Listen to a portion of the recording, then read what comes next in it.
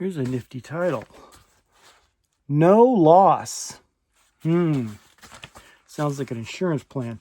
Matthew 13:44. The kingdom of heaven is like treasure. My friend Ruel, I think that's how you say that, just Ruel, R-U-E-L, attended a high school reunion held in a former classmate's home. The waterfront mansion near Manila Bay could accommodate 200 attendees, and it made Ruel feel small. It made Ruel feel small. Well, that's too bad. You should just kill him at the buffet. You know they're going to feed good at this deal. I've had many happy years of pastoring remote rural churches, Ruel told me. And even though I know I shouldn't, I couldn't help but feel envious of my classmates' material wealth. My thoughts strayed to how different life might be if I'd used my degree to become a businessman instead. I'm going to make a video one day about the weirdest guy I know, the weirdest person I've ever met, the strangest person I've ever met, as far as just how it boggles my mind how this person is interests are so far different than most others. And that person is me. I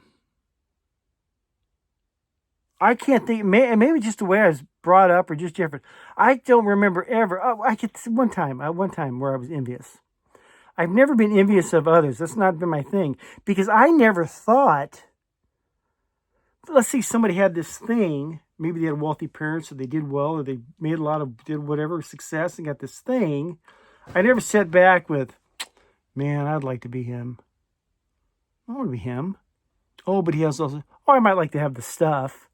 But I'm not going to be envious of this person for whatever reason they got whatever they got. The one time, though, I remember I went to a Huey Lewis concert. I saw Huey Lewis like a dozen times back in the 80s. And he's up there singing, doing his thing. And it's kind of like, in a foolish thing in my mind, like, it's not that big a deal. I could do that. I can't sing. I can't do any of that. But at the time, I'm like, God, they're making a big deal out of this guy. I could do that. I can't. Stupid me. Anyhow, I don't understand. I can see why someone would be envious, but to me, maybe you might lust after someone. I'd like to have that car. Nice car. Look at that bike. Nice bike. Beautiful house. Nice. Maybe someday I'll do something and I'll build one similar to that. I've never sat there. I want that house. Oh, that guy's got. I never understood that. But a lot of it had to do because I just never thought I was gonna. In my own mind, I'm like, well, what did you ever do to get that? You don't deserve what this guy has. You've done nothing to do. It's kind of like reflective, like you can't complain or be envious of this guy. Look what he's done something. Even if he won a lotto ticket, he did something. You haven't bought a lotto ticket in 10 years. So you can't complain and forget envy because this, whatever. Weird guy. Where was And even though I know I shouldn't, I couldn't help but feel envious of my classmates' material wealth. He's a pastor, and he goes back to a reunion at his big house. My thoughts strayed to how different life might have been if I used my degree to become a businessman instead. But I later reminded myself there's nothing to feel envious about. Ruel continued with a smile. I invested my life in serving God I invested my life in serving God, and the results will last for eternity. I'll always remember the peaceful look on his face as he said those words. Ruel drew peace from Jesus' parables in Matthew 13. He knew that God's kingdom is the ultimate treasure.